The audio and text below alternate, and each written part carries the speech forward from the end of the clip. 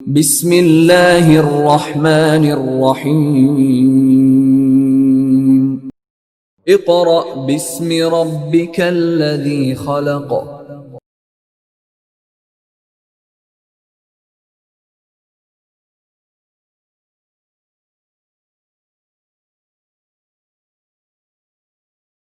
Dear students, आज हम work for day 3 से अपना नेक्स्ट लेक्चर स्टार्ट करेंगे which is the classification of organic compounds.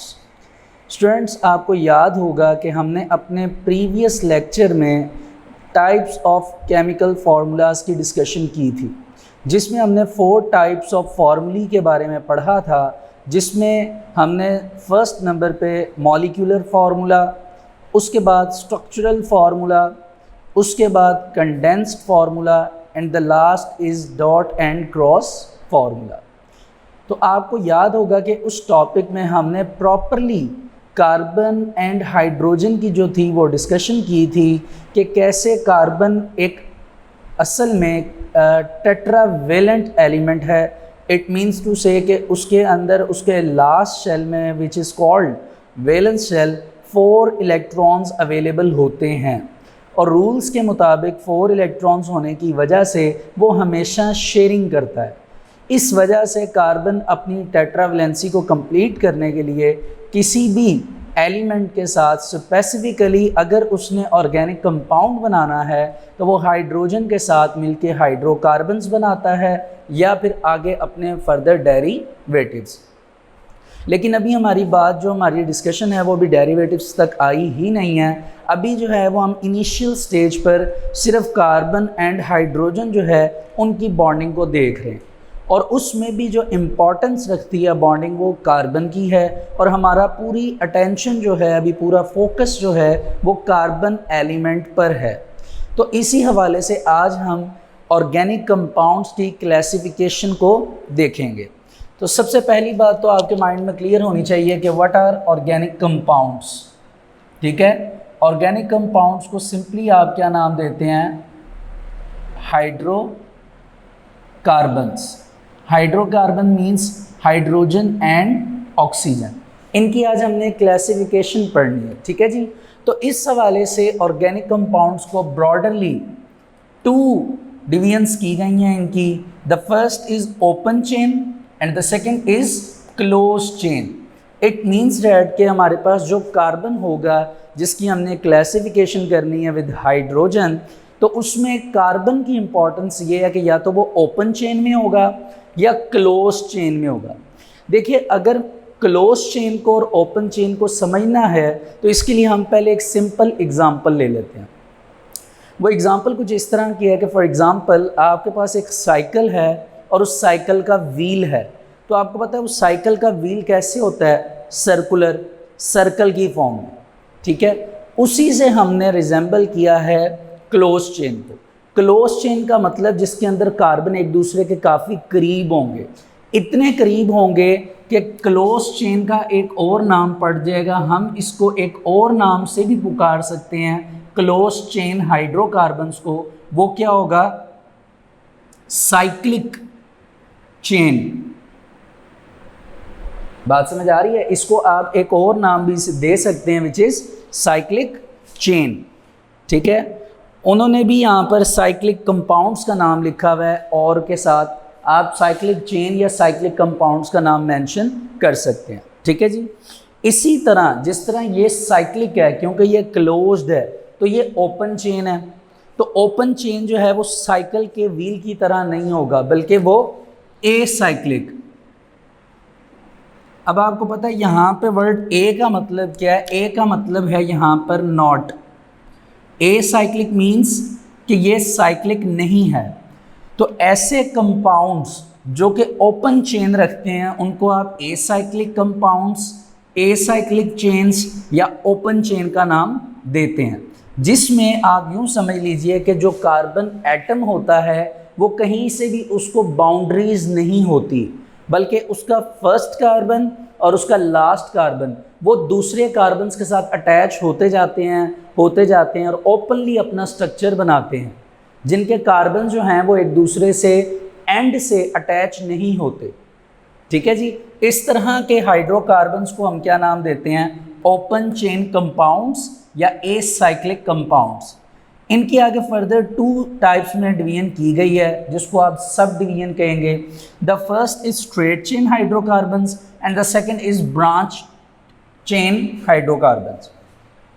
Students, straight chain hydrocarbons and branch chain hydrocarbons के बारे में हमने पहले भी डिस्कशन की हुई है।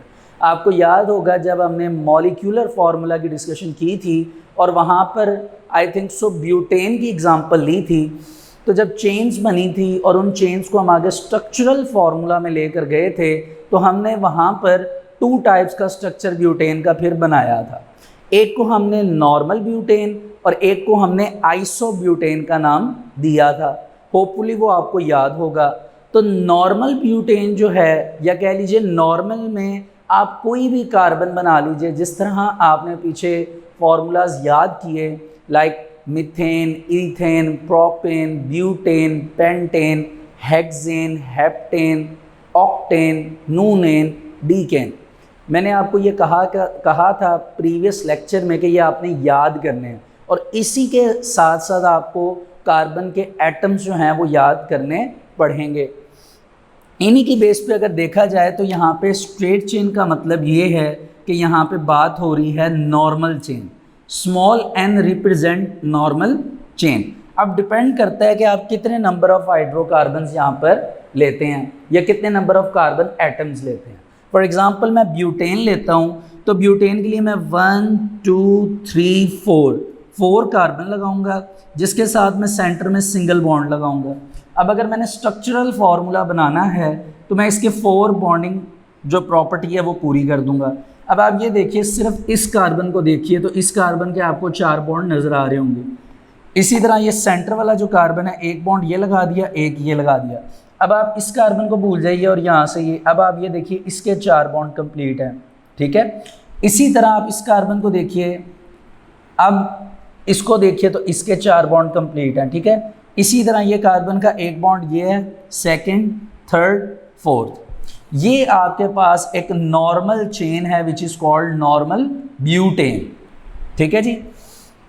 अब आप ये देख रहे हैं कि इसका जो फर्स्ट कार्बन है और इसका जो लास्ट कार्बन है वो किसी के साथ, मतलब कि आपस में एक दूसरे के साथ अटैच नहीं है, बल्कि वो आगे से ओपन है। इट मीन्स डेट वो आगे किसी और कार्बन के साथ और कार्बन के साथ चेन जो है वो बना सकते हैं, जिस वजह से ये ओपन चेन में कंसीडर किए जाते हैं, ठीक है जी। इसी तरह आपके पास ब्रांच चेन आ जाती है। ब्रांच चेन से मुराद आप याद रखिए, आप इसको ब्रांच चेन में जो नाम दे सकते हैं, इट इज़ आइसो। क्या नाम प्रोवाइड करेंगे? आइसो। आइसो के साथ मैं चेन लिख रहा हूँ फिलवक्त, लेकिन आइसो के साथ वही आएगा जो आप बनाएंगे। फॉर एग्जांपल मैं यहाँ पर ब्यूटेन ही बना रहा हूँ और कंडेंस फार्मूला में बना रहा हूँ। तो देखिए 1 2 3, मुझे पता है कि ब्रांच चेन में एक चेन नीचे की तरफ निकल जाती है, तो एक कार्बन ये है, सेकंड ये है, थर्ड ये है। किसी भी कार्बन के साथ आप एक चेन नीचे निकाल लीजिए, जिस तरह मैंने ये निकाल ली। अब इस कार्बन को आपने कंप्लीट करना है, इसके 4 बॉन्ड कंप्लीट करने हैं। तो आप देख रहे हैं कि इस कार्बन ने एक बॉन्ड ये बनाया है, तो अल्टीमेटली ये 3 बॉन्ड हाइड्रोजन के साथ बनाएगा। इसी तरह ये कार्बन देखिए, इसने एक बॉन्ड शेयर किया हुआ है, तो ये 3 बॉन्ड हाइड्रोजन के साथ बनाएगा। इसी तरह ये कार्बन को देखिए, इसने एक बॉन्ड इस कार्बन के साथ बनाया, तो 3 इस हाइड्रोजन के साथ। अब ये भी स्टेबल है, ये भी स्टेबल है और ये भी फिल वक्त स्टेबल है शेयरिंग करके। लेकिन अब आप सेंटर वाले कार्बन को देखिए गौर से, तो उसके 3 बॉन्ड बने हुए हैं, 1 2 3। अब सिर्फ उसको एक हाइड्रोजन की ज़रूरत है, इस वजह से वो यहाँ पर सिर्फ एक हाइड्रोजन को रखेगा। इस तरह इन सब के जो हैं, इनकी जो टेट्रावैलेंसी है वो कंप्लीट हो जाएगी। तो स्टूडेंट्स, इसमें आपने क्या देखा? इसमें आपने ये देखा कि कार्बन की एक चेन चल रही थी, लेकिन उसमें क्या आ गई? ब्रांच आ गई, जिसको आप आइसो का नाम देते हैं, और जिसको आप बनाएंगे जितने नंबर ऑफ कार्बन एटम्स पे जिस चेन को, वो उसका नाम आ जाएगा। जैसे इस चेन का नाम आइसोब्यूटेन है, ठीक है। एंड एक इंटरेस्टिंग बात कि इसका ये वाला कार्बन एटम, ये वाला कार्बन एटम, ये वाला कार्बन एटम और ये वाला कार्बन, ये एक हिसाब से आप देख सकते हैं टोटली फ्री हैं। अगर आप इनके आगे बॉन्डिंग लगा के इनके स्ट्रक्चर को एक्सपैंड करना चाहें तो आप इजीली कर सकते हैं, क्योंकि ये स्ट्रक्चर इजीली एक्सपैंड कर सकता है। That's why it is considered as the example in open chain structure. तो स्टूडेंट्स, ये असल में अभी तक हमने एक कैटेगरी जो थी ऑर्गेनिक कंपाउंड्स की क्लासिफिकेशन की, उसको अभी तक हमने डिस्कस किया है, जिसको हमने ओपन चेन का नाम दिया था और फर्दर उसकी डिस्ट्रीब्यूशन दो जगह पर की गई थी। The first is straight chain hydrocarbons and the second is branch chain hydrocarbons. और आपको यहाँ पर यह भी बता दिया जाए तो बेहतर है कि ओपन चेन स्ट्रक्चर को एक और नाम भी दिया जाता है ओवरऑल। इस पूरे स्ट्रक्चर को ओवरऑल जो नाम प्रोवाइड किया जाता है, it is called aliphatic compounds. क्या नाम दिया जाता है? Aliphatic compounds. यानी अगर आपसे कोई पूछे कि एलिफेटिक कंपाउंड्स क्या हैं, तो आप कहेंगे जी open chain hydrocarbons are also called aliphatic compounds. It is subdivided into two chains. The first is straight chain compounds and the second is branch chain compounds और hydrocarbons। ठीक है जी। तो आइए यहाँ तक ये हमारा जो टॉपिक है ये हाफ हो गया। पहले हम इसको रीड कर लेते हैं। इसके लिए आप पेज नंबर 56 पर आ जाइए। Classification of organic compounds. All known organic compounds have been broadly divided into two categories। यानी जितने भी आप कह लीजिए ऑर्गेनिक कंपाउंड्स हैं उनको हमने बड़े पैमाने पे दो कैटेगरीज में क्या कर लिया, डिवाइड कर लिया, depending upon their carbon skeleton. और ये डिपेंड किस पे करता है? उनके कार्बन के स्केलेटन पे, उनके कार्बन जो जितने नंबर ऑफ कार्बन एटम्स हैं उनके स्ट्रक्चर पे। दीज आर ओपन चेन और एसाइक्लिक कंपाउंड्स, क्लोज चेन और साइक्लिक कंपाउंड्स। जी, ओपन चेन की अब हम बात स्टार्ट करने लगे हैं। Open chain compounds are those in which the end carbon atoms are not joined with each other। यानी जो end carbon atoms होते हैं, जो लेफ्ट साइड पे, राइट साइड पे कह लीजिए, टॉप पे या बॉटम, जो भी एंडिंग है उनकी, वो आपस में कभी भी कनेक्टेड नहीं होते। In this way they form a long chain of carbon atoms with each other। In this way they form a long chain of carbon atoms। तो वो बल्कि ज्वाइंट हुए बगैर ही वो लॉन्ग चेन्स बनाना शुरू कर देते हैं, और ये चेन्स ईदर स्ट्रेट और branched. For example, straight chain hydrocarbons are those in which the carbon atoms link with each other through a single, double और triple bond forming a straight chain. जैसा कि आपने पीछे भी डिस्कशन की थी कि जब हमने स्ट्रक्चरल फार्मूला पढ़ा था तो हमने कहा था कि हम single, double and triple bond तीनों को यूज़ कर सकते हैं। लेकिन जैसा कि आपको बताया गया था कि अभी हमारा इनिशियली चैप्टर स्टार्ट हुआ है, अभी हम केमिकल फार्मूलाज बनाना सीख रहे हैं, तो अभी हम सिर्फ सिंगल बॉन्ड की बात करेंगे। आगे जब हम थोड़ा थोड़ा मतलब ट्रैवल करेंगे इस चैप्टर में, मूव ऑन करेंगे, तो इंशाल्लाह हम उसको डबल बॉन्ड पे भी मतलब के मैयर करेंगे और ट्रिपल बॉन्ड पे भी केमिकल फार्मूलाज को मैयर करेंगे और उसके बाद उनकी प्रेपरेशन करेंगे। ठीक है जी। तो अभी आपके सामने स्ट्रेट चेन की दो एग्जांपल्स हैं, आपको यकीनन समझ भी आ गई होंगी, और n butane means to say normal chain की बात हो रही है। आगे मूव करते हैं। Branch chain compounds are those in which there is a branch along straight chain. यानी स्ट्रेट चेन होगी लेकिन उसमें एक ब्रांच आ जाएगी। That type of compounds are called branch chain compounds. अब उसमें आपको दो एग्जांपल्स बनी हुई नज़र आ रही हैं। होपफुली एक लेफ्ट साइड वाली एग्जांपल जो है वो आपको सामने मैंने तो नहीं बनाई, लेकिन आपको वो होपफुली बुक पर देखकर ही समझ आ गई होगी। इसी तरह नीचे एक लास्ट लाइन है कि open chain compounds are also called aliphatic compounds, कि इनको एलिफेटिक कंपाउंड्स के नाम से भी याद रखा जाता है। तो स्टूडेंट्स, इस तरह हमारे पास जो ओपन चेन का स्ट्रक्चर है क्लासिफिकेशन ऑफ ऑर्गेनिक कंपाउंड में, वो कंप्लीट होता है। अब हम मूव करते हैं क्लोज चेन की तरफ, जिसको हमने एक और नाम भी दिया है, which is called cyclic chain.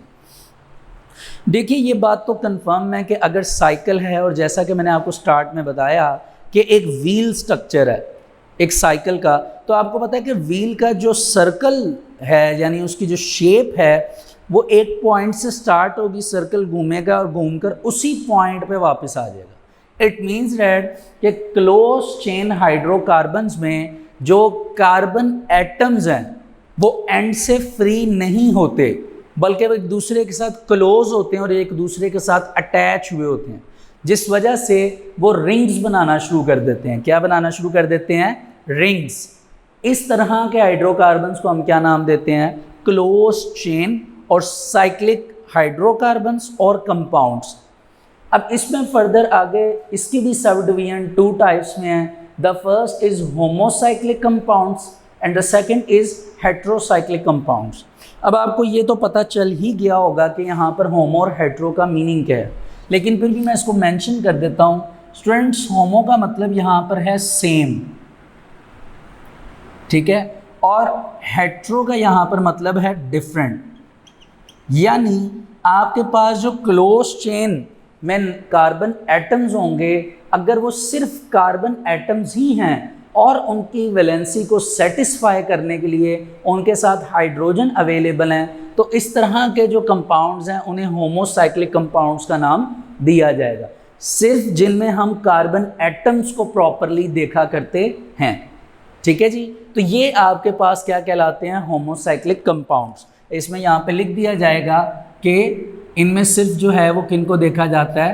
Carbon atoms को, यानी उनमें कार्बन एटम्स जो हैं वो प्रॉपरली मेंशन किए जाते हैं, तो ये कहलाते हैं आपके पास होमोसाइक्लिक कंपाउंड्स। अब इनकी फर्दर आगे मज़ीद सब डिवीजन की गई है 2 टाइप्स ऑफ कंपाउंड में। The first is aromatic compounds and the second is alicyclic compounds. ठीक है, लेकिन एक बात मैं आपको यहाँ पर मज़ीद रिवाइज करवाता चलूँ, जैसा कि आपने वैसे तो इसका नाम होमोसाइक्लिक कंपाउंड्स पढ़ा है, लेकिन क्योंकि ये सिर्फ कार्बन एटम्स पे कंसिस्ट करता है, इस वजह से इसका एक और नाम भी बुक में मेंशन किया गया होगा, which is carbocyclic compounds. Carbocyclic means कि इस साइकिल में, इस रिंग में कार्बो मीन्स कार्बन जो है उसकी इंपॉर्टेंस ज़्यादा है। ठीक है जी, तो आप इनको होमोसाइक्लिक कंपाउंड्स या कार्बोसाइक्लिक कंपाउंड्स का नाम देते हैं। तो स्टूडेंट्स, ये जो आपके पास होमोसाइक्लिक कंपाउंड्स या जैसा कि आपको बताया गया कार्बोसाइक्लिक कंपाउंड्स हैं, इनमें कार्बन एटम्स जो हैं उनकी कंसंट्रेशन को देखा जाता है और उस बेस पर इनकी फर्दर डिस्ट्रीब्यूशन की जाती है aromatics compounds and alicyclic compounds. तो स्टूडेंट्स, यहाँ पे जो वर्ड आपके पास एरोमेटिक्स है, ये वर्ड एरोमेटिक आया है एरोमा से। ठीक है, और एरोमा का मतलब होता है उर्दू में खुशबू यानी स्मेल। ठीक है, और एरोमेटिक कंपाउंड्स ऐसे कंपाउंड होते हैं जिनमें मैक्सिमम 1 बेंजीन रिंग होना बहुत ज़रूरी है। अब ये बेंजीन क्या है? तो स्टूडेंट्स, ये असल में एक बहुत इम्पॉर्टेंट कंपाउंड है बेंजीन, जिसमें आप कह लीजिए कि इसी के नाम पर, बेंजीन के नाम पर एरोमेटिक्स कंपाउंड को एक सेकंड नाम प्रोवाइड किया जाता है, which is called benzenoid compounds. Benzenoid compounds are those compounds in which a single benzene ring, जिसमें एक बेंजीन रिंग या एक से ज़्यादा मोर देन 1 बेंजीन रिंग जो हैं वो अवेलेबल हों, तो इस तरह के कंपाउंड्स को हम एरोमेटिक्स कंपाउंड या फिर बेंजोनाइड कंपाउंड्स का नाम देते हैं। ठीक है जी, अब अगर यहाँ पर बेंजीन की बात कर ली जाए एरोमेटिक्स कंपाउंड में, तो बेंजीन का स्ट्रक्चर असल में कुछ इस तरह होता है। ये आपके सामने मैं इसको बना रहा हूँ, इसको देखिएगा। ये आपके पास एक बेंजीन का स्ट्रक्चर है, ये बेंजीन का स्ट्रक्चर है, जिसमें आपको एक डबल बॉन्ड यहाँ पर, फिर एक डबल बॉन्ड यहाँ पर, एक डबल बॉन्ड यहाँ पर नज़र आ रहा है। ये जो अंदर लाइंस मेंशन मैंने अभी की हैं, ये असल में डबल बॉन्ड हैं। और आप ये देखिए इसकी कितनी कॉर्नर्स हैं। आप ये देखिए, first, second, third, fourth, fifth and sixth. देखिए इसमें 6 कार्बन है। ये जो मैंने रेड मार्कर से प्रेजेंट किए हैं, ये असल में कार्बन एटम्स हैं 6, और इसके साथ हाइड्रोजन भी कितने हैं? 6। तो हम इसको C6H6 का कहते हैं। आपने ये 9th क्लास में भी बेंजीन का फॉर्मूला पढ़ा था। ठीक है, अब इसमें आप देख सकते हैं कि अल्टरनेटिंग डबल बॉन्ड है। अल्टरनेटिंग का मतलब एक पीछे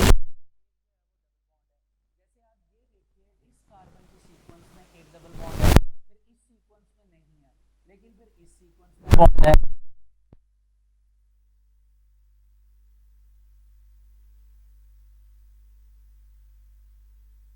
आपको डबल नज़र आ रहे होंगे। तो स्टूडेंट्स बेंजीन रिंग के लिए अल्टरनेटिंग डबल बॉन्ड का होना ज़रूरी है, ठीक है। और इसी वजह से क्योंकि एरोमेटिक्स कंपाउंड में बेंजीन पाया जाता है तो हम इनको एक और नाम से भी पुकारते हैं विच इज़ कॉल्ड बेंजोनाइड कंपाउंड्स। इसमें 2 एग्जांपल्स हैं। द फर्स्ट इज़ बेंजीन, और अगर इसी के साथ एक और स्ट्रक्चर बेंजीन का ऐड कर दिया जाए, अभी मैं आपको बुक पे दिखाता हूँ, तो वो एक सेकंड एग्जांपल बन जाती है which is called naphthalene, which is called naphthalene, ठीक है जी। आइए पहले हम इसको इतना रीड कर लेते हैं। क्लोज चेन और साइक्लिक कंपाउंड्स। क्लोज चेन और cyclic compounds are those in which the carbon atoms at the end of the chain are not free। जैसा कि मैंने आपको कहा कि वो चेन के लास्ट से फ्री नहीं होंगे, एंड से फ्री नहीं होंगे। They are link to form a ring. वो जब भी एक दूसरे के साथ लिंक बनाएंगे तो उस लिंक में क्या बन जाएगा, रिंग बन जाएगा, ठीक है जी। और इनकी फर्दर डिस्ट्रीब्यूशन की गई है 2 क्लासेस में।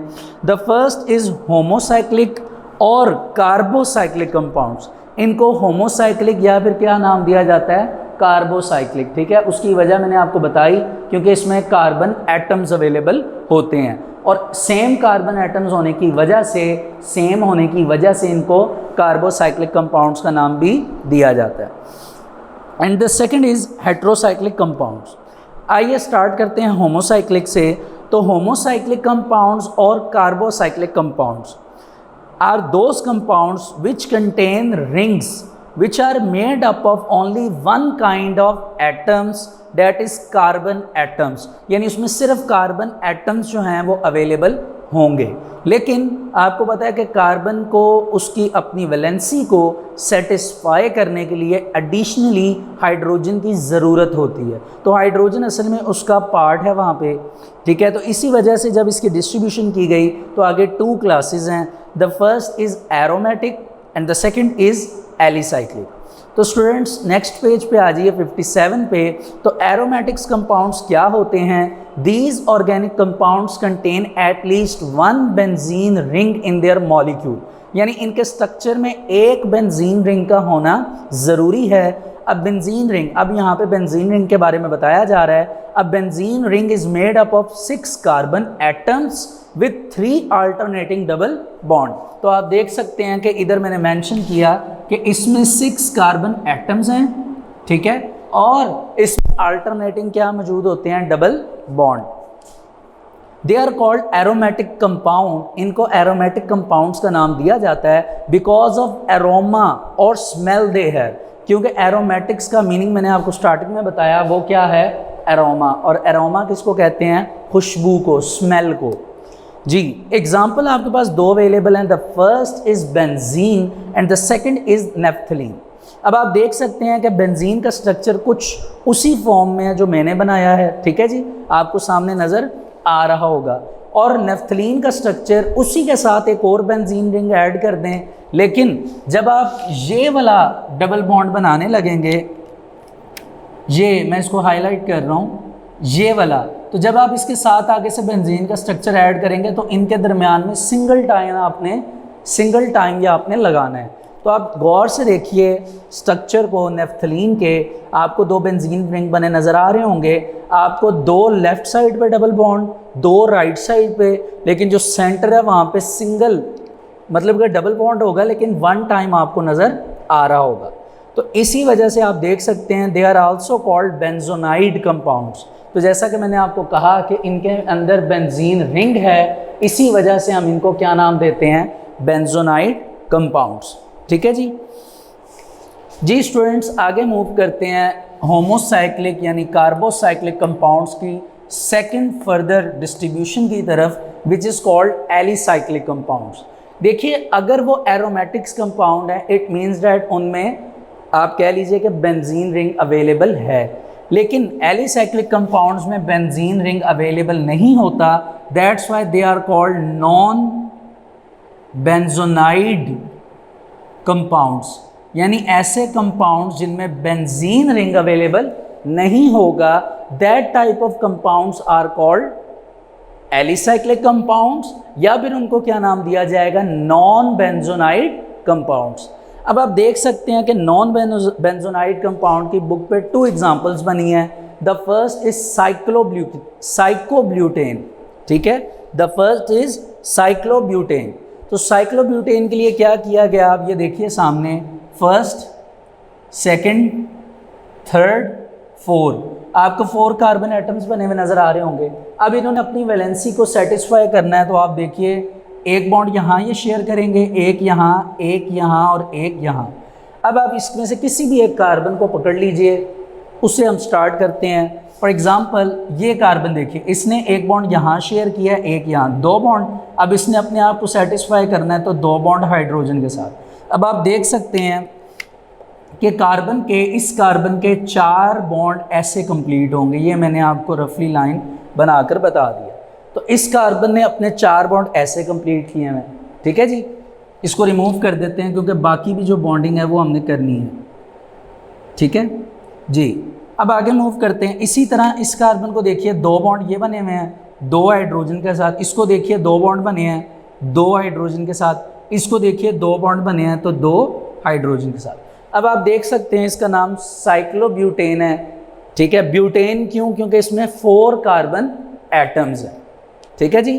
तो ये आपके पास नॉन बेंजोनाइड कंपाउंड है। क्यों? क्योंकि इसमें बेंजीन रिंग जो है वो अवेलेबल नहीं है। इसी तरह इसके साथ आपको सेकंड एग्जांपल नज़र आ रही होगी। वो सेकंड एग्जांपल को मैं इसी को रिमूव करके लिख देता हूँ, ठीक है जी। तो सेकंड एग्जांपल आपके पास जो है उसका नाम आपको हेक्सेन नज़र आ रहा होगा और पीछे लिखा हुआ है साइक्लोहेक्सेन। हेक्सेन का मतलब कितने कार्बन होने चाहिए? 6, ठीक है। आप काउंटिंग में जाकर देख सकते हैं। Hexane mean 6 carbon atoms. तो जब हम इसको बनाएंगे तो वो कुछ इस तरह होगा, the first carbon, second, third, fourth, fifth, sixth. ये आपके पास 6 कार्बन आ जाएंगे।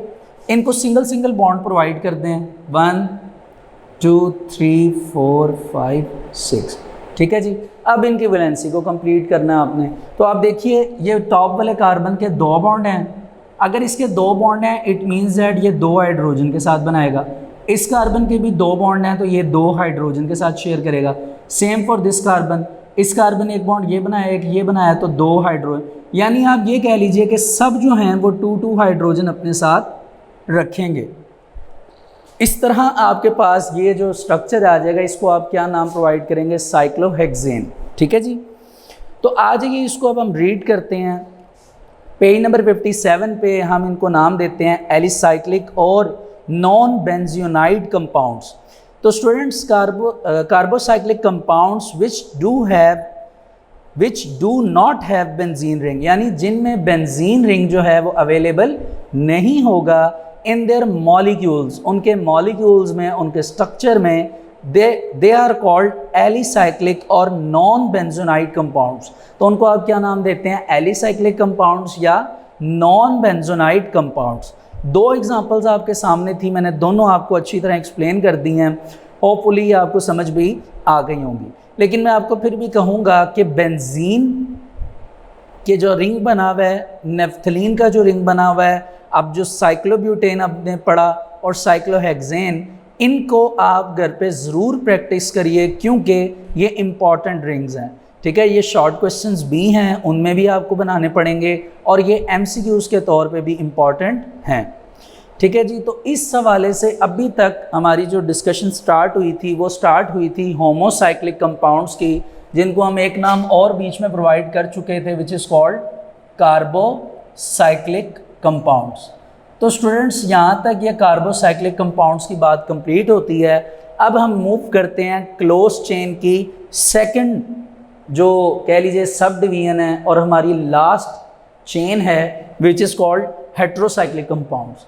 स्टूडेंट्स, यहाँ पे हेट्रो का मतलब जैसा कि आपको बताया गया डिफरेंट है। इट मीन्स डैट कि इनमें कार्बन एटम के अलावा कोई दूसरा एलिमेंट या एटम भी अवेलेबल होगा। That's why this type of hydrocarbons are called heterocyclic compounds, ठीक है। अब आपके पास बुक में 2 एग्जाम्पल हैं। The first is thiophene and the second is pyridine. ठीक है, अगर आप पिरिडीन के स्ट्रक्चर को पहले देखें तो आपको पूरा बेंजीन रिंग नजर आ रहा होगा। गौर करिए बुक पे, पूरा बेंजीन रिंग, लेकिन उस बेंजीन रिंग के जो लास्ट पे कार्बन है, ये वाला कह लीजिए, इस कार्बन की जगह आप देखें बुक पर तो आपको क्या बना हुआ नजर आ रहा है? नाइट्रोजन। तो अगर इस पॉइंट पे नाइट्रोजन एलिमेंट ऐड हो जाएगा तो ये डिफरेंट एलिमेंट आ जाएगा, जिस वजह से हम इनको हेट्रोसाइक्लिक कंपाउंड कहेंगे। और अगर इधर नाइट्रोजन अवेलेबल होगा तो हम इस स्ट्रक्चर का नाम पिरिडीन देंगे। इसी तरह लेफ्ट साइड पे आपको एक और स्ट्रक्चर नज़र आ रहा है जिसमें आप देखिए 4 कार्बन एटम्स हैं। कैसे पता चला मुझे? आप कॉर्नर्स काउंट करिए, 2 कॉर्नर्स ऊपर हैं 2, 2 नीचे हैं 4, और ये आके बन रही थी 5 वाली। इस कॉर्नर में अब आप देखिए कार्बन एटम की जगह कौन सा एलिमेंट आ चुका है? सल्फर, जिस वजह से इसका नाम क्या पड़ा? थायोफीन। तो आप देख सकते हैं कि इस स्ट्रक्चर में सल्फर एक डिफरेंट एलिमेंट है, दैट्स वाई इसने डिफरेंट एलिमेंट होने की वजह से इसको एक न्यू चेन में कन्वर्ट कर दिया इन कंपाउंड्स की, विच इज़ कॉल्ड हेट्रोसाइक्लिक कंपाउंड्स। तो आइए स्टूडेंट इसको रीड कर लेते हैं हेट्रोसाइक्लिक कंपाउंड्स को। Cyclic compounds that contain 1 or more atoms other than that of carbon atoms, यानी कार्बन एटम के अलावा कोई दूसरा एटम होगा, वो एक या एक से ज़्यादा भी हो सकते हैं, इन देयर रिंग्स, उन्हीं साइक्लिक कंपाउंड्स में, and are called heterocyclic compounds, और उनको हम क्या नाम देते हैं? Heterocyclic compounds. आपके सामने स्टूडेंट्स 2 एग्जाम्पल हैं जैसा कि आपको बताया, और यहाँ तक हेट्रोसाइक्लिक कंपाउंड्स तक हमारी जो क्लासिफिकेशन ऑफ ऑर्गेनिक कंपाउंड का टॉपिक है आज वर्क फॉर डे 3 का, आज यहाँ तक कंप्लीट होता है। जी स्टूडेंट्स, अब हम वर्क फॉर डे 4 से अपना नेक्स्ट लेक्चर स्टार्ट करेंगे, which is the diversity and magnitude of organic compounds. Students, यहाँ पे फर्स्ट ऑफ ऑल आपको डाइवर्सिटी एंड मैग्नीट्यूड का मीनिंग पता होना चाहिए। जैसा कि यहाँ पे मैंने मेंशन किया है वर्ड डाइवर्सिटी। बेटा डाइवर्सिटी का मतलब होता है मतलब कि फैलाव, वैराइटीज़, ठीक है। एंड मैग्नीट्यूड का मतलब यहाँ पे होता है कंसंट्रेशन, न्यूमेरिकल वैल्यू, अमाउंट। यानी इसका मतलब ये होगा कि हमारे पास जो ऑर्गेनिक कंपाउंड्स हैं उन ऑर्गेनिक कंपाउंड्स की वैरायटी क्या है, मतलब कितने ज़्यादा हैं। दूसरी बात कि उनका मैग्नीट्यूड क्या है। वैरायटी से मुराद तो उनकी डिफरेंट टाइप्स आ जाएंगी, मैग्नीट्यूड से मुराद कि उनकी न्यूमेरिकल वैल्यू क्या होगी, मतलब कंसंट्रेशन में उनकी अमाउंट क्या होगी।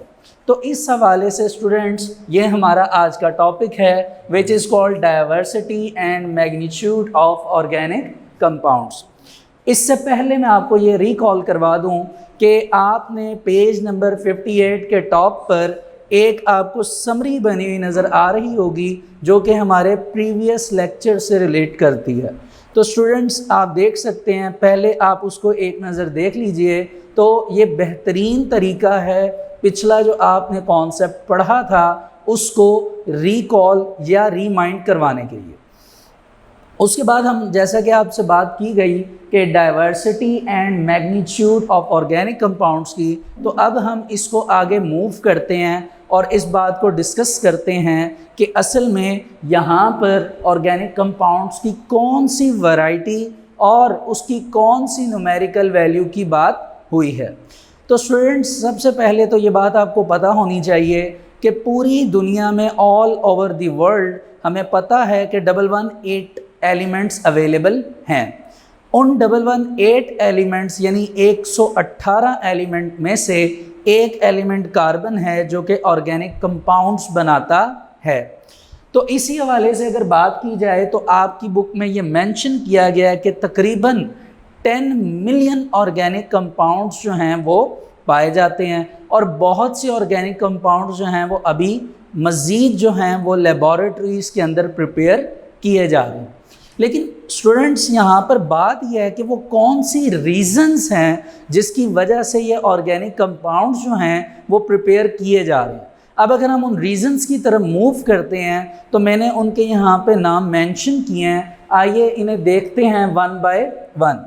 तो स्टूडेंट्स रीज़न में जो पहली रीज़न हमारे पास अवेलेबल है इट इज़ कॉल्ड कैटनेशन। ठीक है, पहली रीज़न जो हमारे पास है it is called catenation. Second reason जो है हमारे पास वो है आइसोमेरिज्म, आइसोमेरिज्म। थर्ड जो हमारे पास रीज़न है वो है स्ट्रेंथ ऑफ कोवलेंट बॉन्ड, के जो कोवलेंट बॉन्ड है, जो बॉन्डिंग होनी है कार्बन में उसकी strength. And the last and the fourth is multiple bonding. Students, multiple bonding का मतलब वो ही है जो हमने अभी तक प्रीवियस लेक्चर में पढ़ा था, सिर्फ हमने उनको उनकी शेप से देखा था, आज उनको हम एक कह लीजिए कि एक स्पेसिफिक वर्ड से प्रेजेंट कर रहे हैं। तो मल्टीपल बॉन्डिंग का मतलब कि single, double and triple bonding की यहाँ पर बात हो रही है। बहरहाल हम इनको वन बाय वन डिस्कस करेंगे। तो आइए स्टार्ट करते हैं कैटनेशन से। तो first of all I will tell you the definition of catenation. तो कैटनेशन की डेफिनेशन कुछ इस तरह है कि the ability of carbon atom, या कह लीजिए carbon atoms, to link with other carbon atoms या atom to form long chain and large rings. It is called catenation. It is called catenation. तो कैटनेशन की डेफिनेशन कुछ इस तरह हुई कि अगर आपके पास कार्बन के एटम्स मौजूद हैं और वो अपने अंदर ये एबिलिटी रखते हैं, ये काबिलियत रखते हैं कि वो दूसरे कार्बन एटम्स के करीब जाएं, उनके साथ मिलें और मिलने पर वो लॉन्ग चेन्स बनाना स्टार्ट कर दें और लार्ज रिंग्स बनाना स्टार्ट कर दें। तो स्टूडेंट्स, ये दो वर्ड सुनकर आपको अपना प्रीवियस लेक्चर याद आ जाना चाहिए, क्योंकि वहाँ पर लॉन्ग चेन्स को हमने ओपन चेन्स के नाम से पढ़ा था और वर्ड रिंग्स का मतलब कि क्लोज चेन की बात हो रही है। इट मीन्स डैट कि आप ये कह सकते हैं कि आपके पास जितने भी कार्बन एटम्स हैं वो सारे एक दूसरे के साथ लिंक अप होंगे। लिंक का मतलब कि एक दूसरे के साथ अटैच होंगे और अटैचमेंट के मेथड जो हैं वो या तो लॉन्ग चेन्स होंगी या लार्ज रिंग्स होंगे। ठीक है, और मिलते वक्त कैटनेशन के प्रोसेस में ये ब्रांच की फॉर्म में भी हो सकते हैं, ब्रांच चेन में, या फिर ये स्ट्रेट चेन में भी हो सकते हैं अगर हम बात करें लॉन्ग रिंग्स की, और लॉन्ग चेन्स की। और अगर लार्ज रिंग्स की बात करें तो उसमें आप बेहतर जानते हैं कि हमने होमोसाइक्लिक, हेट्रोसाइक्लिक, होमोसाइक्लिक में एरोमेटिक्स कंपाउंड जिनको बेंजोनाइट कंपाउंड्स का नाम दिया गया था, और एलिसाइक्लिक यानी नॉन बेंजोनाइट कंपाउंड्स, इन तमाम की डिस्कशन जो है वो लार्ज रिंग्स में आ जाती है। तो इसका मतलब ये हुआ कि कार्बन जो है वो ये एबिलिटी रखता है कि वो दूसरे कार्बन एटम्स को अपने साथ कंबाइन करे और ये प्रोसेस अकर करे। और ये एक बेसिक रीज़न है जिस वजह से आज दुनिया में मिलियंस ऑफ ऑर्गेनिक कंपाउंड हमें ईजीली अवेलेबल हैं। लेकिन अगर थोड़ा सा हम अपनी लास्ट ईयर की केमिस्ट्री को रिवाइज करें तो आपको याद होगा जब हमने third chapter periodic table and periodicity पढ़ा था तो वहाँ पर हमने एक बात पढ़ी थी कि ग्रुप में केमिकल प्रॉपर्टीज़ सेम होती हैं। ग्रुप में केमिकल प्रॉपर्टीज़ क्या होती हैं? सेम। अगर कार्बन की बात की जाए तो कार्बन के ग्रुप में जितने भी एलिमेंट्स होंगे टॉप टू बॉटम, उनकी प्रॉपर्टीज़ क्या होनी चाहिए? सेम होनी चाहिए। ठीक है, इस बात को यहाँ तक रख के पहले मैं रीडिंग कर देता हूँ, फिर हम इसको आगे कंटिन्यू करते हैं, क्योंकि अभी तो हमने रीज़न स्टार्ट की हैं ऑर्गेनिक कंपाउंड की डाइवर्सिटी की, जिसमें पहली रीज़न हमने पढ़ी कैटनेशन। अब हम कैटनेशन की आगे से दो रीजंस पढ़ेंगे कि कौन कौन से एलिमेंट्स जो हैं वो कैटनेशन कर सकते हैं। अब क्योंकि यहाँ पे वर्ड कौन कौन से एलिमेंट आना थे, इस वजह से मैंने आपको ग्रुप की बात रीमाइंड या रिकॉल करवाई है कि याद करिए कि वहाँ पर आपने पढ़ा था कि ग्रुप में केमिकल प्रॉपर्टीज़ क्या होती हैं? सेम होती हैं। इट मीन्स डैट कि अगर कैटनेशन का प्रोसेस कार्बन कर रहा है, इट मीन्स दैट के कार्बन के ऊपर टॉप टू बॉटम ग्रुप में जितने एलिमेंट्स हैं वो भी कैटनेशन करते होंगे। लेकिन अब इसी चीज़ को डिटरमिन करने के लिए हम पहले यहाँ तक रीडिंग कर लेते हैं और फिर आगे देखते हैं क्या ऐसा होता है कि नहीं। तो स्टूडेंट्स पेज नंबर 58 पर आप आ जाइए, आपको मेजर हेडिंग नज़र आ रही है, diversity and the magnitude of organic compounds. जी, there are a total of 118 elements known today, कि आज 118 एलिमेंट या 18 एलिमेंट जो हैं वो हमें डिस्कवरेबल हैं, हमने डिस्कवर कर लिए हैं। The number of organic compounds is more than 10 million. Organic compound यानी जो कार्बन से मिलकर बने हैं उनकी कंसंट्रेशन 10 मिलियन से भी ज़्यादा है। And you know very well about that कि 1 million is equal to 10 lakh. ठीक है जी। This number is far more than the number of compounds of all the remaining elements taken together. यानी ये बहुत ज़्यादा कंपाउंड्स हैं कि रिमेनिंग एलिमेंट से भी ये कहीं ज़्यादा जो हैं प्रॉपर्टीज़ रखते हैं। किन की बात हो रही है? कार्बन कंपाउंड्स की। The existence of such a large number of organic compounds is due to the following reasons, कि अब जो आगे बातें आने लगी हैं following reasons, उन्हीं वजूहात की वजह से आप कह लीजिए कि जितने भी ऑर्गेनिक कंपाउंड्स हैं वो लार्ज नंबर में, इतनी ज़्यादा मिकदार में, तकरीबन जो हमने पढ़ी 10 मिलियंस की अमाउंट में यहाँ पर पाए जाते हैं। तो पहली रीज़न जो स्टूडेंट आपके सामने लिखी हुई है, इट इज़ कैटनेशन। तो आइए इसे स्टार्ट करते हैं। The main reason for the existence of a large number of organic compounds is that carbon atoms can link with other by means of covalent bond to form long chain और rings of carbon atoms. इसमें बात कुछ definition ही थी, लेकिन थोड़ी सी उन्होंने changing covalent bond की कर दी है, उस वर्ड की इम्प्लीमेंटेशन कर दी है। वो ये है कि अगर एक कार्बन एटम दूसरे कार्बन एटम के साथ अटैच करेगा तो अटैचमेंट के लिए उसे बॉन्ड बनाना पड़ेगा। And you know very well about that कि कार्बन के दरमियान या कार्बन हाइड्रोजन के दरमियान आपको पता है कि कोवेलेंट बॉन्ड होता है। और कोवेलेंट बॉन्ड क्या करता है? एक force of attraction. Force of attraction का मतलब कि एक कार्बन है, एक हाइड्रोजन है, दो डिफरेंट एलिमेंट है, एक पे पॉजिटिव चार्ज होगा, एक पे नेगेटिव चार्ज होगा, partial positive and partial negative. तो वो दोनों एक दूसरे को क्या करेंगे? अट्रैक्ट करेंगे। क्या करेंगे? अट्रैक्ट। उसी अट्रैक्शन की वजह से वो दोनों एक साथ मिलकर रहेंगे और अपने इलेक्ट्रॉन्स को क्या करेंगे? शेयर करेंगे। तो इस वजह से कार्बन की लॉन्ग चेन्स में कार्बन के जो बॉन्ड होते हैं कार्बन हाइड्रोजन के, वो आपस में शेयरिंग करते हैं और फोर्स ऑफ अट्रैक्शन की वजह से एक दूसरे के साथ क्लोज होके लिंक अप रहते हैं। तो जब कार्बन क्लोज होके लिंक अप रहते हैं और लॉन्ग चेन्स और रिंग्स बनाते हैं तो इस सारी प्रॉपर्टी को मिलाकर हम एक ही नाम प्रोवाइड करते हैं, विच is called catenation. The chains can be straight और ब्रांच, जैसा कि आपको बता दिया गया। अब डेफिनेशन की तरफ आते हैं जो मैंने आपको सामने भी बताई है, सेम वही डेफिनेशन कॉपी की गई है, आप ये देख सकते हैं। ठीक है, अब आगे चलते हैं। Two basic conditions for an element to exhibit catenation, यानी दो कंडीशंस हैं, जो दो वजूहात कह लीजिए कि दो ऐसी वजह हैं जो अगर किसी एलिमेंट के पास अवेलेबल होंगी तब ही वो कैटनेशन का प्रोसेस कर सकता है। जी, पहली जो वजह है वो ये है कि एलिमेंट की वैलेंसी या तो 2 होनी चाहिए या 2 से ग्रेटर होनी चाहिए। तो अब आप जानते हैं कि कार्बन की जो वैलेंसी यानी उसके वैलेंस शेल में इलेक्ट्रॉन 4 हैं। तो पहली जो कैटनेशन की जो कंडीशन है उससे कार्बन सेटिस्फाई है। दूसरी कंडीशन बहुत ज़्यादा इंपॉर्टेंट है, वो कुछ इस तरह है, मैं आपको पहले समझाने की कोशिश करता हूँ फिर उसको रीड करेंगे। मैं कहता हूँ फॉर एग्ज़ाम्पल कि आपके पास ये कार्बन एटम है एक, और ये भी कार्बन एटम है दूसरा। कार्बन एटम का कार्बन एटम यानी सेम एटम्स की जो बॉन्डिंग है वो आपस में स्ट्रॉन्ग होनी चाहिए कंपेयर। अभी आपको ये बात सुननी पड़ेगी, ये कंडीशन है, अभी आप इसको रीड करके माइंड में रखिए, आगे जब हम चलेंगे तो फिर आपको ये बात प्रॉपरली समझ आएगी। तो आइए इसे रीड कर लेते हैं। लिखा हुआ है कि bonds made by an element with its own atom, यानी अगर कार्बन एक एलिमेंट है और दूसरा इसका एटम या एलिमेंट वो भी कार्बन है तो हम कहेंगे इट्स ओन एटम।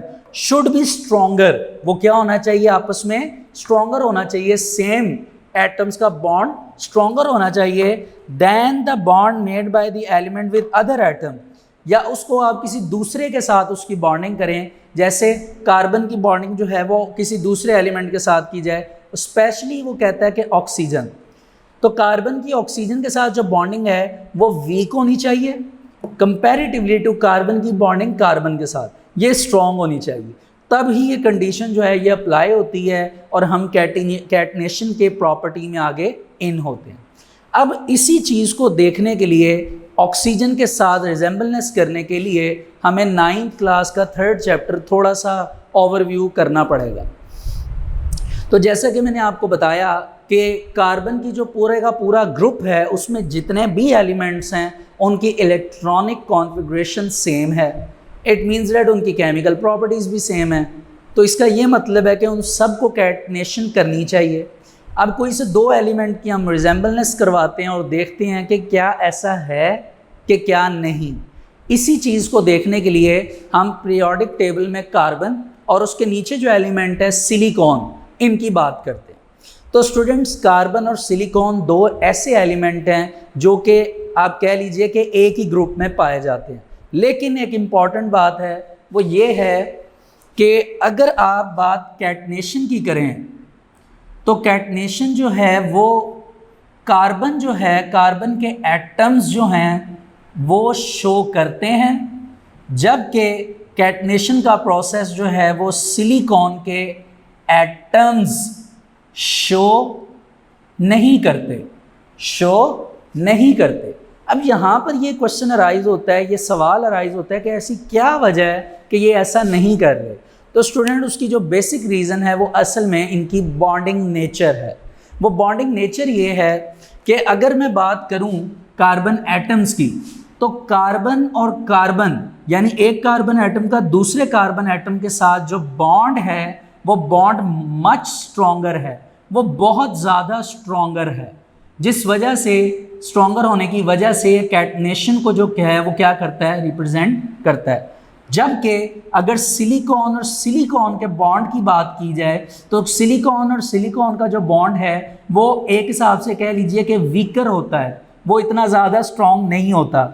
इस वजह से सिलिकॉन और सिलिकॉन का जो एलिमेंट है ये आपस में कंबाइन करके लॉन्ग चेन्स बनाकर ये कैटनेशन नहीं शो करते, ठीक है। जबकि अगर इसके ओपोनेंट बात इनकी रिजेंबलनेस ऑक्सीजन से करवाई जाए तो आप देखिए कि कार्बन जो है उसका बॉन्ड ऑक्सीजन के साथ और सिलिकॉन का बॉन्ड ऑक्सीजन के साथ, तो आप ये देखिए कि जो कार्बन और ऑक्सीजन का बॉन्ड है वो वीक होता है, वो क्या होता है, वीक। जबकि कार्बन और सिलिकॉन और ऑक्सीजन का जो बॉन्ड है स्टूडेंट्स वो आपस में बहुत ज़्यादा क्या होता है, स्ट्रॉन्ग होता है। बुक में थ्योरी में इनकी वैल्यूज़ भी दी गई। इसी वजह से कार्बन कार्बन के साथ अटैच करके कैटनेशन का प्रोसेस शो करता है, जबकि सिलिकॉन ऑक्सीजन के साथ रिजेंबल करता है, मतलब उसके साथ बॉन्डिंग करता है और बॉन्डिंग करके स्ट्रॉन्ग बॉन्ड बनाता है और डिफरेंट कंपाउंड्स बनाता है लाइक सिलिका एंड सिलिकेट्स। तो ये वो रीज़न है जिस वजह से आप देख लीजिए कि सिर्फ कैटनेशन जो है वो कार्बन ही परफॉर्म करता है। क्यों? क्योंकि उसके जो एलिमेंट्स हैं या एटम्स हैं उनके दरमियान जो कोवलेंट बॉन्ड है वो स्ट्रॉन्ग होता है, जबकि उसके बाकी ग्रुप के जितने एलिमेंट्स हैं उनमें वो बॉन्ड उतना स्ट्रॉन्ग नहीं होता। इसलिए वो दूसरे एलिमेंट्स के साथ कंबाइन करके डिफरेंट कंपाउंड्स बना सकते हैं, बट वो कैटनेशन का प्रोसेस जो है वो शो नहीं कर सकते। इस वजह से कार्बन को ये इम्पॉर्टेंस दी जाती है कि सिर्फ कार्बन जो है वो यहाँ पर कैटनेशन का प्रोसेस शो करता है। तो आइए से अब हम रीड कर लेते हैं students. Both silicon and carbon have similar electronic configuration, यानी उनकी chemical properties electronic configuration same है, but carbon shows catenation whereas iron does not. अब कैटनेशन जो है वो कार्बन ज़रूर शो करता है लेकिन सिलिकॉन जो है वो रिप्रेजेंट नहीं करता। अब आगे इसकी रीज़न देखिए। It is the mainly due to the reason that carbon carbon bonds are much stronger, ये बहुत ज़्यादा स्ट्रॉन्ग होते हैं। वैल्यू क्या है 355, यानी 355 किलोजूल पर मोल देन सिलिकॉन। अब सिलिकॉन की कंसंट्रेशन देखिए उनकी बॉन्ड की, वो कितनी है 200, ठीक है। On the other hand silicon oxygen bond are much stronger. Silicon का ऑक्सीजन के साथ बॉन्ड इतना स्ट्रॉन्ग है कि उसकी पावर कितनी है 452। देन कार्बन ऑक्सीजन, जबकि कार्बन ऑक्सीजन का बॉन्ड वीक है जो है 351। Hence silicon occurs in the form of silica and silicates, ठीक है। इसी वजह से सिलिकॉन एलिमेंट जो है वो कैटनेशन परफॉर्म नहीं करता। तो स्टूडेंट्स, ये अभी तक हमने एक रीज़न की डिस्कशन की है आपके सामने। अब हम मूव करते हैं अपनी नेक्स्ट रीज़न की तरफ, ठीक है जी। तो हमारी स्टूडेंट जो सेकंड रीज़न है वो है आइसोमेरिज्म। तो आइसोमेरिज्म की एक्सप्लेनेशन कुछ ज़्यादा है, इस वजह से मैं इसको कह लीजिए कि इरेज कर रहा हूँ। अब सवाल ये है कि आइसोमेरिज्म क्या है। आपको याद होगा कि मैंने जब आपको पहले पीछे एक दो बातें डिस्कस की थी इस चैप्टर में, तो वहाँ पे मैंने एक वर्ड आइसोमर्स पढ़ा था, आइसोमर्स भी पढ़ा था और ये भी बताया था कि आइसोमेरिज्म क्या होता है, ठीक है। लेकिन मैं इसको फिर एक्सप्लेन कर देता हूँ, इसको आपने बड़े ही गौर से सुनना है विद एग्जांपल्स जी। तो स्टूडेंट्स, आइसोमेरिज्म आपके पास ऐसे कंपाउंड्स होते हैं, आप कह लीजिए ऐसे कंपाउंड्स जिनका आप कह लीजिए जो मॉलिक्यूलर फॉर्मूला, क्या चीज़, मॉलिक्यूलर फॉर्मूला, वो मॉलिक्यूलर फॉर्मूला उनका क्या होता है, सेम होता है, जबकि उन्हीं कंपाउंड्स का जो स्ट्रक्चरल फॉर्मूला है यानी उनका स्ट्रक्चर जो है वो क्या होता है, डिफरेंट होता है। वो क्या होता है, डिफरेंट होता है। तो इस तरह के जो आपके पास कंपाउंड्स आ जाते हैं, इस तरह के जो आपके पास कंपाउंड्स होते हैं, इन कंपाउंड्स को नाम दिया जाता है आइसोमर्स। क्या नाम दिया जाता है, आइसोमर्स। और आइसोमर्स जो कंपाउंड हैं, इनके इस फिनोमिना को, phenomena is a plural word, वरना बुक पे फिनोमिनन लिखा होगा, इस फिनोमिना को हम क्या नाम देते हैं, आइसोमेरिज्म। यानी आप एक कंपाउंड लें, उस कंपाउंड का मॉलिक्यूलर फॉर्मूला सेम होना चाहिए। अब इस चीज़ को पहले एक्सप्लेन करने के लिए मैं एग्जांपल्स की तरफ आता हूँ। तो स्टूडेंट्स, हम एग्जांपल जो स्टार्ट करने लगे हैं वो हम स्टार्ट करेंगे आप कह लीजिए कि पेंटेन से, ठीक है। तो आप देखिए कि आपके पास जो पेंटेन एक कंपाउंड है, इसका जो मॉलिक्यूलर फॉर्मूला है वो होता है C5H12। C5H12, इसको एक दफ़ा देख लेते हैं जी। 12 है, बुक पे आपको मेंशन हुआ नज़र आ रहा होगा यकीनन, C5H12। अब देखिए इसका मॉलिक्यूलर फार्मूला यही है, लेकिन मैं इसके डिफरेंट स्ट्रक्चर्स आपको बनाकर दिखाऊंगा। सबसे पहले तो 5 कार्बन है, 1 2 3 4 एंड 5। ये आपके पास 5 कार्बन आ गए हैं। इन 5 कार्बन के साथ मैं हाइड्रोजन पुट करूंगा। इस कार्बन के साथ एक बॉन्ड है तो आप देखिए 3 हाइड्रोजन आ जाएंगे, तो इसके 4 बॉन्ड कंप्लीट हो जाएंगे। इसी तरह इस कार्बन के 2 बॉन्ड बने हुए हैं, 2 की इसने शेयरिंग की हुई है, तो ये अपने साथ 2 हाइड्रोजन को ऐड कर लेगा, तो इसके 4 बॉन्ड्स कंप्लीट हो जाएंगे। अब इस कार्बन ने 2 बॉन्ड्स पहले से कंप्लीट किए हुए हैं शेयरिंग करके, तो 2 ये हाइड्रोजन ऐड करेगा। इसी तरह इस कार्बन ने 2 बॉन्ड पहले से इंप्लीमेंट किए हैं, तो 2 और ऐड हो जाएंगे, तो 4 पे इसकी बॉन्डिंग कंप्लीट हो जाएगी। अब इस कार्बन का 1 बॉन्ड है, तो अल्टीमेटली ये 3 हाइड्रोजन को ऐड करेगा। अब स्टूडेंट्स, अगर आप हाइड्रोजन की काउंटिंग करेंगे तो ये 12 ही बनेंगे। आप देख सकते हैं 3 to 5 to 7 to 9 and 3 12। अब आप ये देखिए ये स्ट्रक्चर कौन सा है, तो स्टूडेंट्स ये असल में N पेंटेन है। अब इधर N का मतलब क्या है, तो होपफुली आपको अब ये पता होना चाहिए, ठीक है। तो N का मतलब स्टूडेंट्स यहाँ पर क्या है, N मीन्स नॉर्मल। तो ये नॉर्मल पेंटेन चेन है और ओपन चेन स्ट्रक्चर है, ठीक है जी, जिसको आप स्ट्रेट चेन का नाम देंगे। अब देखिए यही पेंटेन है, सेम कार्बन 5 है, हाइड्रोजन 12 है, इसका मॉलिक्यूलर फॉर्मूला सेम है।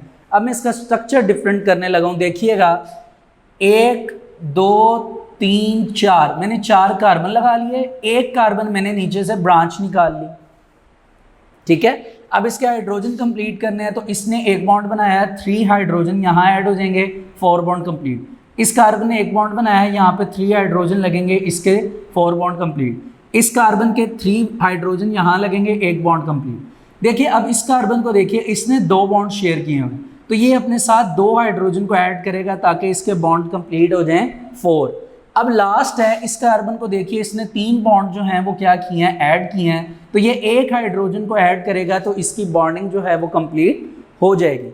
अब आप दोबारा हाइड्रोजन काउंट कर लीजिए अपनी मतलब के कंफर्मेशन के लिए, 3 6 9 2 11 और 1 12। अब आप देखिए मॉलिक्यूलर फार्मूला सेम है लेकिन स्ट्रक्चर डिफरेंट है। तो स्टूडेंट्स इस तरह का स्ट्रक्चर जिसमें एक ब्रांच आ जाए, it is called iso, it is called isopentane and it is also called branch chain structure. ये दो तो आपके पास ओपन चेन आ गए। अब मैं आपको एक क्लोज चेन स्ट्रक्चर बना के दिखाने लगा हूं जो कि आपने अभी से पहले नहीं देखा। ठीक है, वो एक रिंग बनेगी, देखिएगा गौर से। अब आपके पास फॉर्मूला सेम है, पेंटेन। क्या है? पेंटेन। वो क्या था? Carbon 5 hydrogen 12। गौर करिएगा, गौर करिएगा इस पे, स्ट्रक्चर पे। आप सेंटर में एक कार्बन लगाइए, लगा दिया। इस कार्बन के 4 बॉन्ड निकाल दीजिए, 1 2 3 एंड 4। ठीक है, अब सेंटर वाले कार्बन के 4 बॉन्ड कंप्लीट हैं। एक कार्बन इधर इंप्लीमेंट करिए, एक इधर इंप्लीमेंट करिए, एक इधर इंप्लीमेंट करिए और एक जो है वो ऊपर इंप्लीमेंट करिए। ये अब आपको एक रिंग बना हुआ नजर आ रहा होगा। अब आप ये देखिए कि बाहर वाले जितने हाइड्रोजन हैं रिंग के, इसके साथ भी 3 हाइड्रोजन, इसके साथ भी 3 हाइड्रोजन, इसके साथ भी 3 हाइड्रोजन और इसके साथ भी 3 हाइड्रोजन। क्या नजर आता है आपको स्टूडेंट्स? ये कि सेंटर वाले कार्बन ने अपने 4 बॉन्ड कंप्लीट किए हुए थे, बाकी जो 4 कार्बन थे उनको ज़रूरत थी हाइड्रोजन की, तो सब ने 3 हाइड्रोजन अपनी बॉडी में ऐड कर लिए या अपने स्केलेटन में क्या कर लिए, ऐड कर लिए। तो इस एडिशन पर आप देख सकते हैं हाइड्रोजन कंप्लीट है। ये अब एक नया स्ट्रक्चर है जो आपने पहले डिस्कस नहीं किया। It is called neo, it is called neo और नाम वही रहेगा पेंटेन। इसका मतलब ये हुआ, अगर मैं आसान लफ्ज़ों में कहूँ तो ये कि जितने भी स्ट्रेट चेन और ब्रांच चेन हैं, straight chain and branch chain, तो उसमें स्ट्रेट चेन को नॉर्मल, ब्रांच को आइसो कहा जाएगा। लेकिन जितने भी रिंग स्ट्रक्चर बनेंगे उनको हम क्या नाम प्रोवाइड करेंगे? नियो। क्या प्रोवाइड करेंगे? Neo pentane. तो इस तरह अब आप देख सकते हैं कि मैंने आपके सामने 3 स्ट्रक्चर बनाए पेंटेन के। तीनों में आप देख सकते हैं कि तीनों का मॉलिक्यूलर फार्मूला यानी C5H12 सेम है, जबकि तीनों का स्ट्रक्चरल फार्मूला एक दूसरे से टोटली क्या है? डिफरेंट है। The first is normal chain, the second is iso chain, the third is neo chain. ठीक है जी, तो आइए इसे अब हम रीड कर लेते हैं। Isomerism, page number 59। Isomerism, another reason for the abundance of organic compounds is the phenomenon of isomerism। यानी दूसरी बड़ी रीज़न के ऑर्गेनिक कंपाउंड्स बहुत डाइवर्स हैं, बहुत ज़्यादा हैं, वो है isomerism. The compounds are said to be isomers। इस तरह के कंपाउंड को आइसोमर्स का नाम दिया जाएगा if they have same molecular formula but different arrangement of atoms in the molecule or different structure formula। यानी उनका स्ट्रक्चर फॉर्मूला अगर डिफरेंट होगा तो हम उनको क्या नाम देंगे? Isomerism. Isomerism also at the possible number of structures. अब आप नीचे देख सकते हैं 3 स्ट्रक्चर्स बने हुए हैं और ये प्रॉपर बात जो है अभी हमने किसकी की है? आइसोमेरिज्म। तो स्टूडेंट इस हवाले से अभी तक हमने कैटिनेशन डिस्कस कर लिया, आइसोमेरिज्म डिस्कस कर लिया, ये 2 ज़्यादा इंपॉर्टेंट थे। अब हम डिस्कस करने लगे हैं स्ट्रेंथ ऑफ कोवलेंट बॉन्ड, कि कोवलेंट बॉन्ड की स्ट्रेंथ की क्या बात यहाँ पर होने लगी है। देखिए कार्बन का जो साइज है वो छोटा है। मुझे कैसे पता चली ये बात? तो देखिए आपने वही बात रिपीट होगी कि 9th क्लास में पढ़ा था कि पीरियड में साइज क्या होता है? डिक्रीज। तो आप देख सकते हैं कि लेफ्ट साइड लिथियम से आप चलना शुरू हुए, लिथियम, बेरिलियम, बोरॉन, कार्बन। तो आपने देखा कि पीरियड में जैसे जैसे जा रहे थे तो कार्बन का साइज़ क्या हो जाएगा? छोटा। कार्बन का क्योंकि साइज छोटा है तो छोटा होने की वजह से वो बहुत ज़्यादा अट्रैक्टिव होगा, यानी वो बहुत ज़्यादा स्ट्रॉन्ग बॉन्डिंग करेगा। ठीक है, ये बात भी आपको याद हो तो polar and non polar compounds में आपने पढ़ी थी कि साइज इतना छोटा होता है, उसकी इलेक्ट्रोनेगेटिविटी पावर उतनी ज़्यादा होती है और वो उतना ही ज़्यादा नेगेटिव होता है और उतना ही ज़्यादा स्ट्रॉन्ग होता है। इसी वजह से क्योंकि कार्बन का यहाँ साइज छोटा है, कार्बन स्ट्रॉन्ग होगा और अपनी तरफ ज़्यादा स्ट्रॉन्गरली अट्रैक्ट करेगा अदर एलिमेंट्स को और उनको अट्रैक्ट करके ऑर्गेनिक कंपाउंड्स बनाने की कोशिश करेगा। तो यही एक वजह है कि स्ट्रेंथ ऑफ कोवलेंट बॉन्ड की हेडिंग इस चीज़ को रिप्रेजेंट करती है कि कार्बन जो है वो बड़ी स्ट्रॉन्गरली दूसरे एलिमेंट्स को अपनी तरफ अट्रैक्ट करके ऑर्गेनिक कंपाउंड्स बनाता है। आज ये देखते हैं strength of covalent compounds of carbon. Due to its very small size carbon can form very strong covalent bonds, मतलब बहुत स्ट्रॉन्ग कोवलेंट बॉन्ड्स बनाता है विद अदर कार्बन एटम्स। वो दूसरे कार्बन एटम्स के साथ बना सकता है या हाइड्रोजन एटम्स के साथ या ऑक्सीजन एटम्स के साथ, नाइट्रोजन के साथ, हेलोजेंस एटम्स के साथ। This enables it to form a large number of compound. इसी वजह से ये बहुत ज़्यादा डाइवर्सिटी में, बहुत ज़्यादा अबंडेंस में ऑर्गेनिक कंपाउंड्स जो हैं वो प्रिपेयर हो रहे हैं। जी, इसके साथ हमारा लास्ट का जो आज मतलब कह लीजिए जो रीज़न है इस टॉपिक की वो है मल्टीपल बॉन्डिंग। देखिए, मल्टीपल बॉन्डिंग के बारे में जब मैंने स्टार्ट किया था तब भी बताया था कि ऑर्गेनिक कंपाउंड में जो कार्बन है वो सिंगल बॉन्ड भी रख सकता है, डबल बॉन्ड भी रख सकता है एंड ट्रिपल बॉन्ड भी। लेकिन क्योंकि अभी हमारा चैप्टर मैं फिर इस बात को रिपीट करूंगा कि इनिशियल लेवल पे है, इसी वजह से अभी हमने सिंगल बॉन्डिंग की डिस्कशन स्टार्ट की थी। डबल एंड ट्रिपल बॉन्ड की प्रॉपर डिस्कशन नेक्स्ट चैप्टर में हम स्टार्ट करेंगे। फिल वक्त अभी इधर हम ये पढ़ेंगे कि कार्बन अपने दरमियान अगर डबल बॉन्ड रखे तो नाम क्या बनेगा, ट्रिपल बॉन्ड रखे तो नाम क्या बनेगा। ठीक है, तो मल्टीपल बॉन्डिंग के हवाले से एक बात मैं आपको बता दूं कि अगर फॉर एग्जांपल आप कह लीजिए सिंगल बॉन्ड है, क्या है, सिंगल बॉन्ड, तो सिंगल बॉन्ड के लिए हम नाम रखा हुआ है हमने इथेन। फॉर एग्जांपल क्या नाम है, इथेन, और इथेन नाम है C2H6।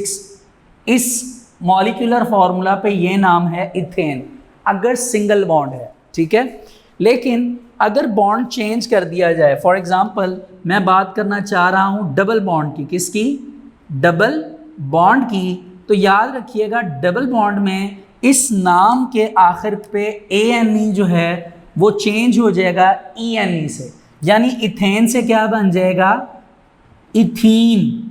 तो इथीन जो है असल में उसका फॉर्मूला भी नीचे आके क्या हो जाएगा, चेंज। अभी मैं लिख नहीं रहा क्योंकि वो भी आपका सिलेबस नहीं है, बस आप याद रखिए कि डबल बॉन्ड जब आएगा तो ये फॉर्मूला भी चेंज हो जाएगा और नेम भी चेंज हो जाएगा। इथेन से क्या बन गया, इथीन।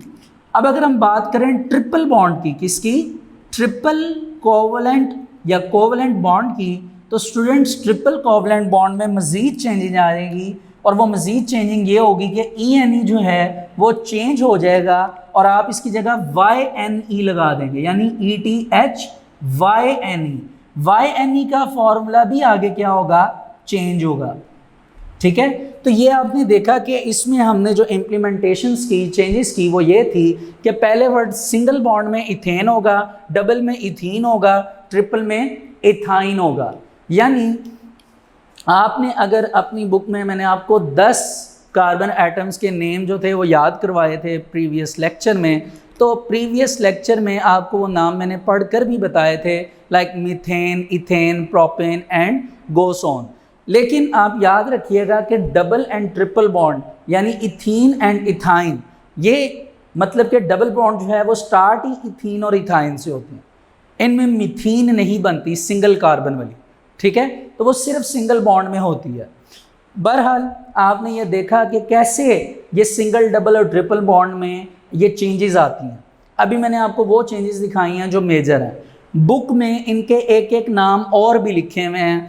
इथीन का एक नाम और है, वो मैं आपको बुक पे पढ़कर बता देता हूँ, उसको इथाइलिनी कहते हैं। और इसी तरह ट्रिपल कोवलेंट बॉन्ड का भी एक नाम है, आइए इसको अब हम बुक पर देखते हैं।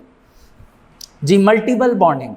इन order to satisfy its tetravalency, its का मतलब यहाँ पे कार्बन की बात हो रही है कि कार्बन जब अपनी टेट्रावेलेंसी को सेटिस्फाई करता है तो कार्बन क्या करता है, मल्टीपल बॉन्डिंग्स करता है, यानी double bond and triple bond. Single इसलिए नहीं लिखा हुआ क्योंकि अल्टीमेटली अभी तक हमने पीछे जितनी बात की थी वो सिंगल बॉन्ड की थी। This further adds to the possible number of structures, और जितनी एडिशन वो कर सकता है स्ट्रक्चर्स की उनकी एडिशन करता है। फॉर एग्जाम्पल 2 कार्बन जो हैं in ethane are linked by single covalent bond, यानी 2 कार्बन अगर सिंगल बॉन्ड से लिंक हैं तो उनको क्या नाम देंगे, ethane, by a double covalent bond. लेकिन अगर वही 2 कार्बन डबल कोवलेंट बॉन्ड से लिंक अप होंगे तो उनका क्या नाम पड़ जाएगा, इथाइलीन, एलियनिलीन, इथाइलीन। तो उसको इथाइलीन कहेंगे या इथीन कहेंगे, क्या कहेंगे, इथीन। ये इसके 2 नाम हो गए।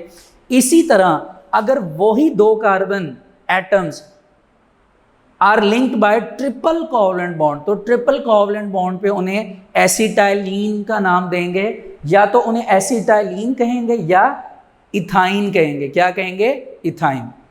तो आपने देखा कि अगर डबल और ट्रिपल बॉन्ड लग जाएं तो उसकी वजह से कितने ज़्यादा ऑर्गेनिक कंपाउंड्स बनना स्टार्ट हो जाएंगे। तो स्टूडेंट्स असल में ये बेसिकली 4 ऐसी रीजंस हैं जिनको हमने स्टेप बाय स्टेप डिस्कस किया, और इनका जो मेजर एम है इन रीजंस का वो एक ही है जो टॉप पे हेडिंग है, diversity and magnitude of organic compounds, कि इन प्रॉपर्टीज़ की बेस पर ऑर्गेनिक कंपाउंड बहुत ज़्यादा डाइवर्स हो गए, बहुत ज़्यादा फैल गए, बहुत डिफरेंट वैरायटीज़ में आ गए, और उनका जो मैग्नीट्यूड है यानी उनकी जो कंसंट्रेशन है, उनकी जो अमाउंट है वो बहुत ज़्यादा बढ़ गई। अब देखिए दुनिया में टोटल एलिमेंट 118 हैं, लेकिन ऑर्गेनिक कंपाउंड्स अब बहुत ज़्यादा हैं। अभी तो आपकी बुक में 10 मिलियंस को रिप्रेजेंट किया गया, हायर लेवल्स पे जाएं तो इसकी कंसंट्रेशन और ज़्यादा लिखी गई है। तो इसका मतलब यह है कि ऑर्गेनिक कंपाउंड्स जो हैं वो with the passage of time हर रोज़ एक न्यू ऑर्गेनिक कंपाउंड जो है वो लेबॉरेटरी में डिस्कवर किया जा रहा है, और उसकी जो बेसिक रीजंस हैं वो फिल वक्त जो हमारे पास मेंशन है वो ये 4 रीजंस हैं। तो स्टूडेंट्स ये जो हमने अभी टॉपिक कंप्लीट किया, diversity and magnitude of organic compounds, यहाँ तक हमारा आज वर्क फॉर डे 4 कंप्लीट होता है। इस टॉपिक में से कोशिश करिए कि आप प्रॉपरली MCQs बनाइए ताकि आपको अच्छी तरह ये टॉपिक मज़ीद आप इसकी डेप्थ तक जा सकें और आपको ये मज़ीद अच्छी तरह समझ आ सके। Thank you.